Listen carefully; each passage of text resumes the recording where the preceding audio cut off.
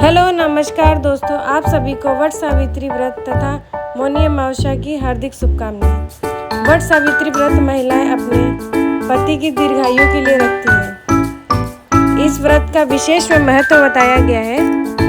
इस व्रत को करने वाली स्त्रियां देवी सावित्री की तरह अपने पति की लंबी आयु, आरोग्य और सौभाग्य की कामना करती हैं।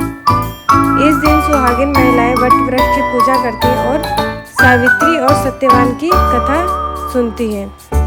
ज्येष्ठ मास की कृष्ण पक्ष की अमावस्या तिथि के दिन वट सावित्री का व्रत किया जाता है। इस दिन महिलाएं वट वृक्ष की पूजा करती हैं। मान्यता है कि वट वृक्ष में त्रिदेव का वास है। साथ ही वट वृक्ष के नीचे ही यमराज ने सावित्री के पति सत्यवान के प्राण वापस लौटाए थे। इसलिए इस दिन वट वृक्ष की पूजा और कथा का पाठ करने से महिलाओं को व्रत का पूरा फल मिलता है। आइए अब जानते हैं ये कथा कैसे आरंभ हुई। एक बार देवी पार्वती ने भगवान शिव से पूछा, हे प्रभु, आप सर्वज्ञ हैं, आप मुझे ये पुण्यकारी कथा सुनिए जो महिलाओं के लिए अत्यंत शुभ फलदायक हो, पतिव्रता धर्म को दृढ़ता करने वाली हो और सौभाग्य प्रदान करने वाली। प्रभास क्षेत्र में स्थित सावित्री देवी की कथा मुझे सुनाइए। तब महादेव ने कहा, जिसकी महिमा आज भी वट सावित्री व्रत के रूप में पूजी जाती है। तथा भगवान शिव बोले, हे पार्वती, मैं तुम्हें एक ऐसी कथा सुनाता हूँ जो महिलाओं के लिए आस्था, शक्ति और पतिव्रता धर्म की अद्भुत मिसाल है। यह कथा प्रभास क्षेत्र की है, जहाँ सावित्री नामक स्थान पर what But it sounds like you're envisioning an instrumental piece that truly captures a calm, Ashwapati नामक एक प्रतापी और राज्य करता था। वह सत्यवादी। Since this one's not about lyrics, I'd suggest imagining soft finger picking on a sun-soaked guitar. Occasional melodic bends reminiscent of waves rolling ashore.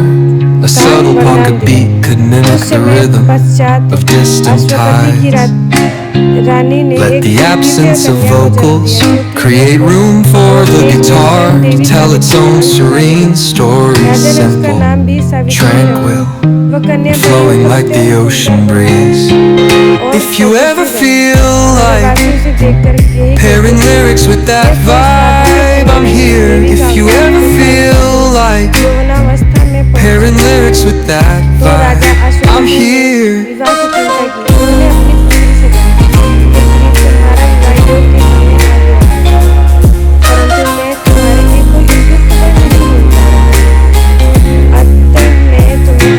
देता हूँ, तुम स्वयं अपने लिए योग्य वर का चयन कर लो। राजा ने निर्देश दिया। तब सावित्री कुछ वृद्ध और बुद्धिमान मंत्रियों के साथ वन क्षेत्रों की यात्रा पर निकले, जहाँ उन्होंने कई तपस्या, राजवंशी परिवारों को देखा और शाल्व देश के निष्कासित राजा धूमत्सेन के पुत्र सत्यवान को अपना वर चुन लिया। सत्यवान नेत्रहीन राजा के साथ वन में जीवन व्यतीत कर रहा था। वह अत्यंत धर्मनिष्ठ, सत्यवादी और सेवा परायण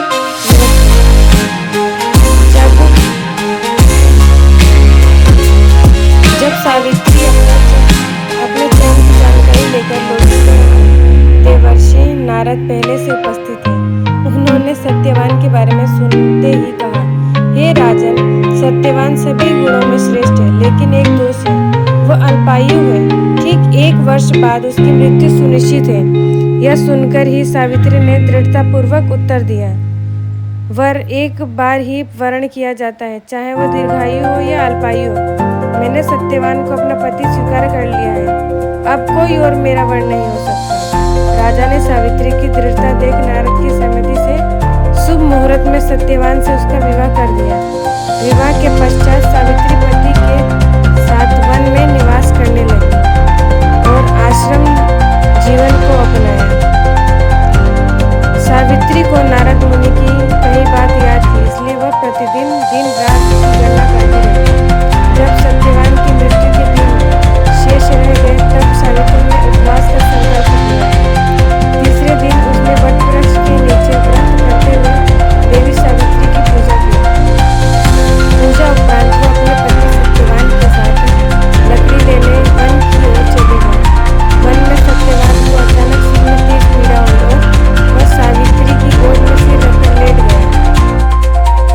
सावित्री ने देखा कि एक तेजस्वी कृष्ण वर्ण पीत वस्त्रधारी मुकुटधारी पुरुष वहां आए, जिनकी उपस्थिति दिव्य प्रतीत हो रही थी। सावित्री ने उन्हें प्रणाम करके पूछा, आप कौन हैं? वे बोले, मैं यमराज हूँ। तुम्हारे पति की आयु पूर्ण हो चुकी है, अतः मैं स्वयं उसकी आत्मा लेने आया हूँ। यमराज ने सत्यवान की आत्मा को अनुष्ठ के आकार में निकालकर दक्षिण दिशा की ओर प्रस्थान किया। सावित्री भी उनके पीछे पीछे चलने लगी और उनके बारंबार सावित्री पीछे पीछे चलने लगी। यमराज ने कई बार उसे रोका, परंतु सावित्री बार बार विनम्रता से उत्तर देती रही, जहाँ मेरे पति जाएंगे मेरी गति वहीं जाएगी। पत्नी धर्म है, पति का साथ ना छोड़ना। सावित्री की दृढ़ता भक्ति से यमराज प्रसन्न होकर कहा कि तुम मुझसे वर मांगो। तब सावित्री ने कहा, मेरे सास ससुर की नेत्र ज्योति लौटा दी जाए।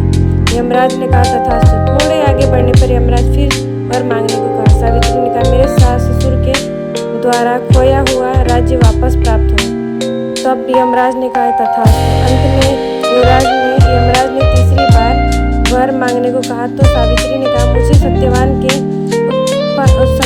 से उत्पन्न 100 पुत्रों का वर दीजिए। यमराज मुस्कुराए, बोले, तथास्तु। परंतु अगले क्षण उन्होंने ध्यान हुआ कि वह वर तभी संभव है जब वह सत्यवान जीवित रहेगा।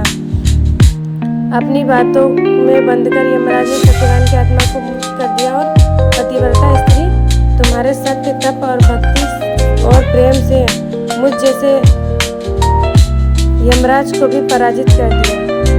और मैं तुम्हें आशीर्वाद देता हूँ कि आज के दिन जो भी स्त्री तुम्हारी कथा सुनेगी और पूजा करेगी, वह जो वर मांगेगी वह पूर्ण होंगे तथा उसकी पति की आयु नाव के दीर्घायु होगी।